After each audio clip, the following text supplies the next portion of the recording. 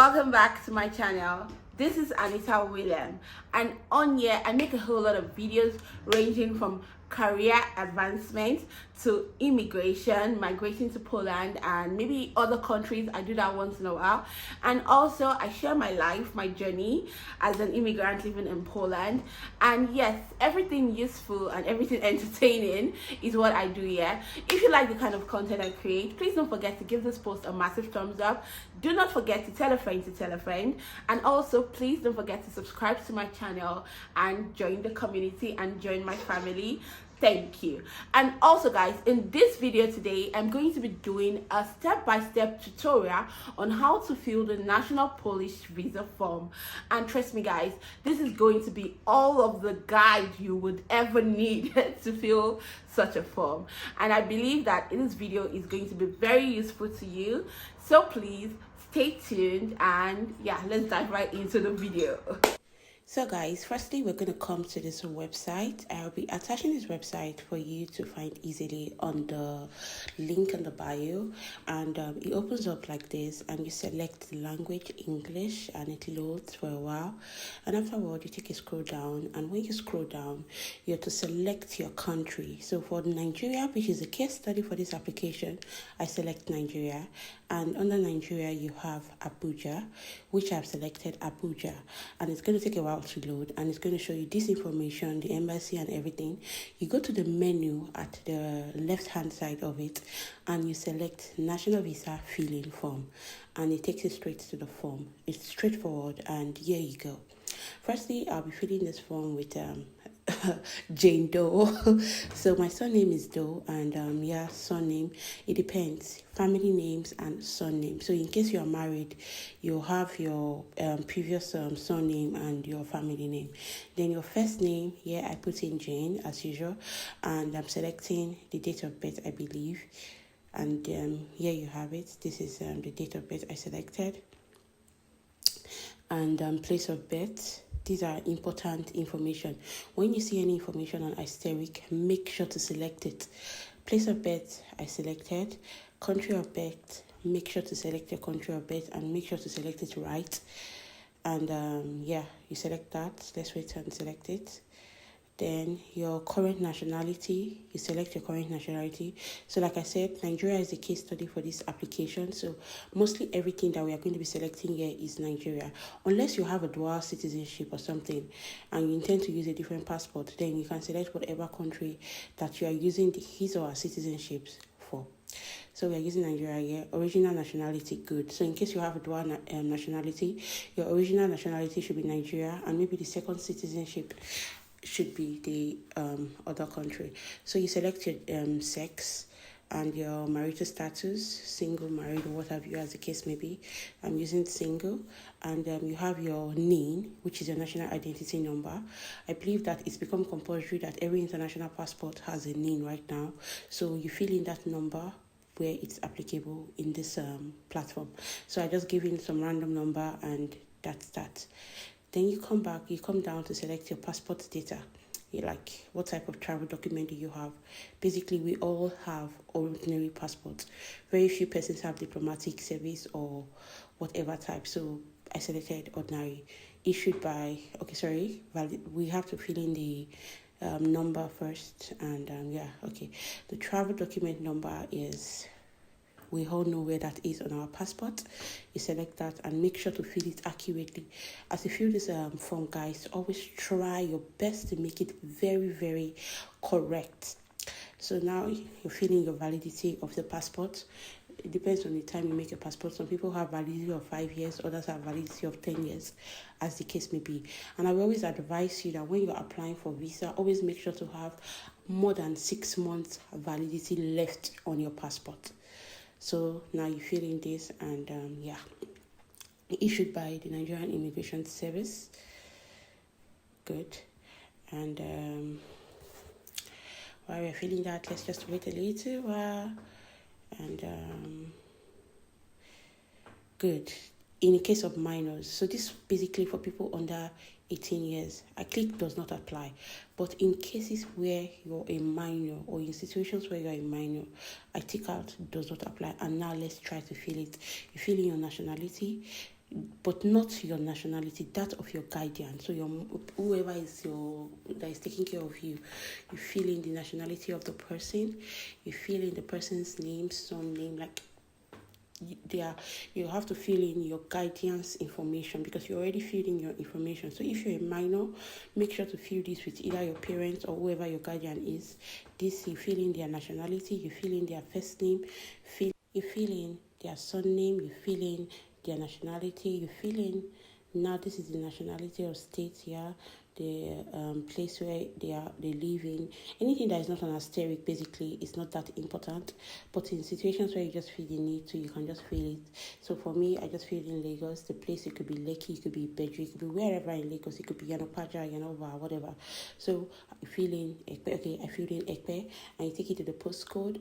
Always try to get the accurate postcode of whatever location you are living in Lagos or in Nigeria. I know it is quite difficult because of the postcode system, but as the case may be, just try to Google and check your area code and always fill in your postcode, the address. But trust me, guys, it's not so, I don't know, it's not compulsory that the code has to be that takes you to your direct apartment or something. They will hardly send a document to you. But to be on the safe side, always make sure to fill your postcode and the address of your guardian. So that's that about your guardian in case you are a minor. You understand? In case you're a minor, this is the information you need to fill. And also, you can click on this more because this more takes you to, if you have a second guardian, you would have to fill the information of the second guardian. For me, I don't think it's important for me to show you, but basically, it's just the information of a second guardian that is going to be under this part. So that's that about it. Now we'll go back to the contact details, applicant's home address and email. So this is your home address. So now you're going to click your country, Nigeria. Okay, after clicking Nigeria, you hold on, you click your state, whatever state you are living in, you fill it in, the place that you're living in, you fill it. Make sure to give your accurate address in this application. And also, guys, this is very important, try to make sure that your address in this form tallies with the address in your student document, the address that you filled in as your home address when you apply to your university. Make sure to make that address tally with the address in this form. Make sure your information tally. Make sure that you are filling in the same information on your student document. So here you fill in your email address. Please make sure your email address is reachable because most of the communication is done via email.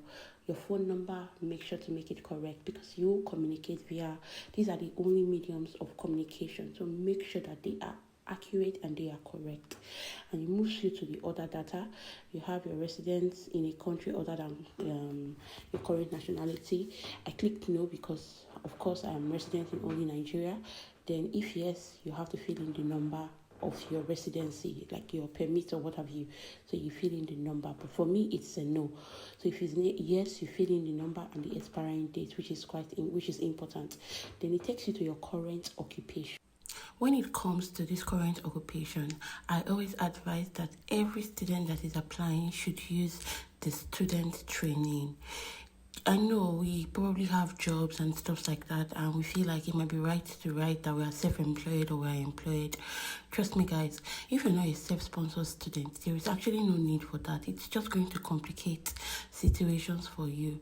So I will always advise you, in fact, I always advise every applicant to have a sponsor and also fill student training. Do not write that you are self-employed. Don't write anything other than student training. It gives you an advantage and it makes it easier for you. Then when it comes to your employer and employer's address, know this, you are coming as a student, so your employer is a school. So you click school. After you click school, you write the name of your university, the way it applies on your document, the name of your university. If it's written in Polish, write it in Polish. If it's written in English, write it in English. So for me, I'm writing University of Opole. Then the state, it should be Opole. Oh, okay, state is Poland. You select it. The state, the province is Opole, Opolski. You select that. And you move on. Just fill every information the way it is on your document. the postcode, the address, like every information that concerns the address, fill it here. Necessarily, it does not really have to be all of it, because all of it are not on asterisk, so all of it are not important. But trust me, guys, fill this particular information because it is very, very important. Make sure to fill the exact address of where your school is, the exact address, so that in case they want to send a mail or anything, they have the correct address. Then the phone number is extremely important. Like, this particular part is very important, because even on the point of entry or this form, this phone number will be used to communicate to your university. So make sure to fill the right information in this place. Be very, very careful, guys. When you fill visa application form, you have to be careful.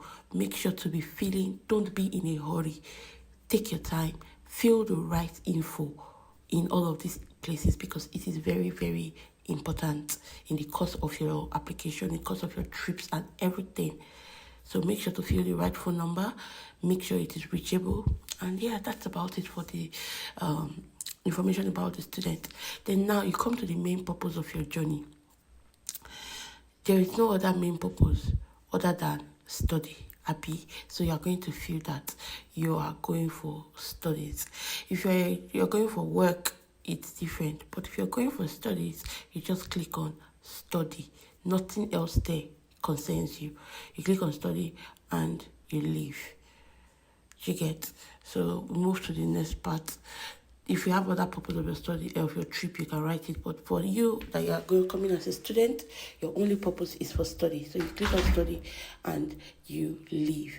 Then to the next one, travel data, your destination country. Your destination country has already been filled automatically, which is Poland, because this application is a Polish embassy application. Member state of first entry, my brothers and sisters, Poland. Fill Poland. Don't go and say that because I have access to all the Schengen countries, my first entry is Germany. No, fill Poland. You get me? Fill Poland. Then when it comes to number of entries requested, always use multiple entry. Don't go and write 2 entries. Don't go and write single entry. Multiple entries, so that you can go in and out as many times as you wish. Multiple entries. Visa requested for how long, guys? 365 days. For this particular spot, visa requested for, make sure to fill 365 days. That is the duration you want your visa for. 365 days. 365 days. Don't write 62 days. Exactly 1 year. Very, very important part of your application.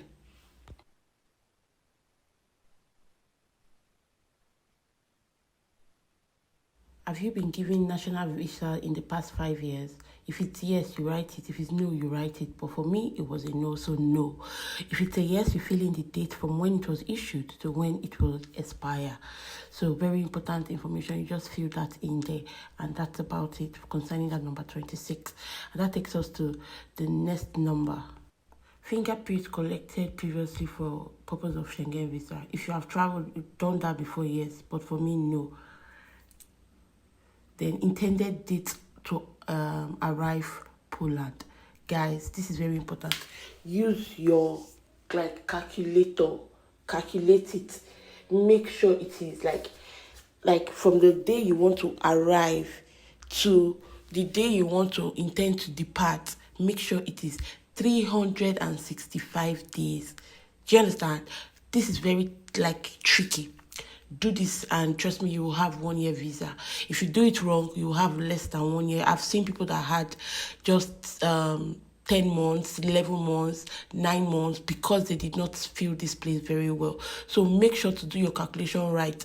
I might not do it very right in this application, but I'm telling you now, make sure to do your calculation very right, so that you will have exactly 1 year. Another thing is that there are 2 ways to fill this place. Either you fill it for 1 year, or you fill it for the duration of your studies. So some people fill it for 1 year and they get 1 year visa. People still fill it for their duration of the studies, 3 years or 2 years, and they still give them 1 year visa. So the choice is totally yours. Do you understand? So if you want to fill it for 1 year, if you want to fill it for the entire duration of your study, it really has no negative effect. So it is just on you to decide which of them you want, if you want to fill for a year or for just 3 years. So now this number 32, 31, 32, basically it's automatic because your inviter is a company or organization. So you don't need to fill this because it's the same thing with the previous number. So that is why you are seeing it here. It's already ticked because that is who your inviter is, which is your university. So you don't need to fill this particular number because the information, it is the same. So it takes us now to the next number 32, name and address of the inviting company and organization. Trust me guys, it is actually the same with the previous number. So you are going to fill the same exact information in this particular place.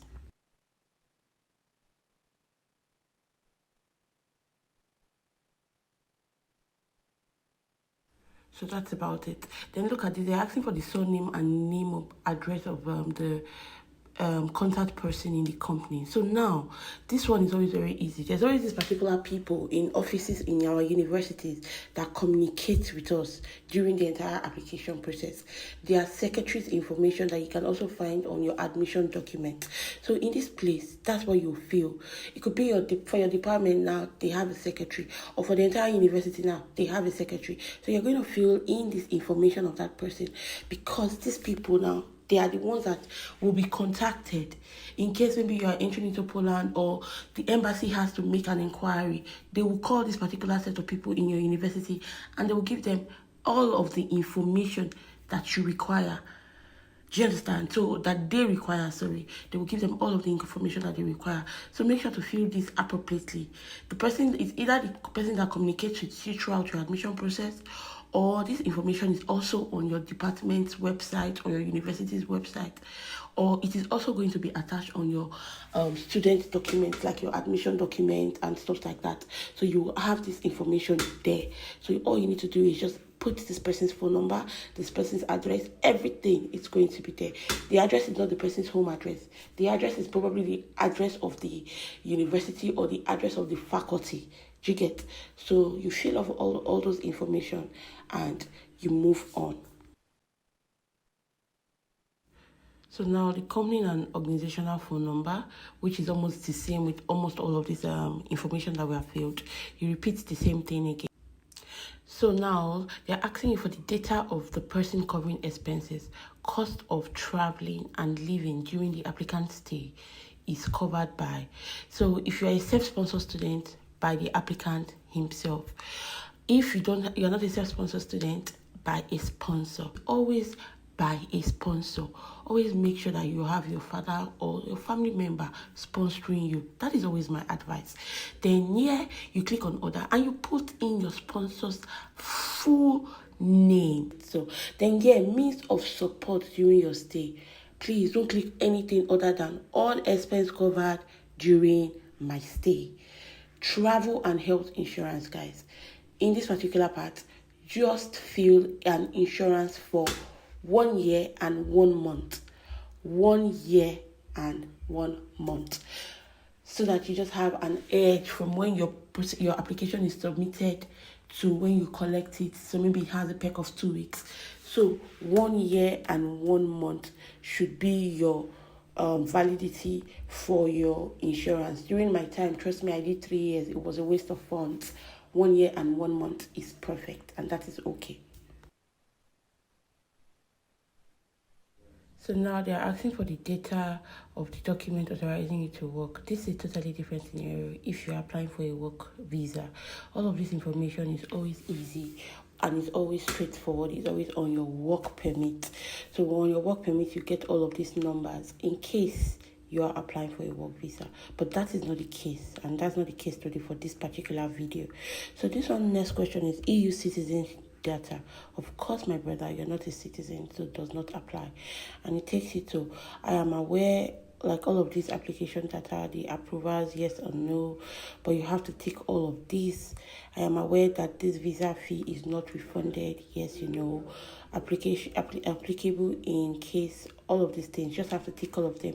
You read them, they don't have any negative impact. They just tell you that this will not be this. Make sure that this information you have provided is correct and nothing but the truth. So you select all of that, and that takes you to the next. Basically, once you click on that next, it is the end of the application. So guys, after you click on the submit, it takes you to the next page where you have to fill in like an electronic signature.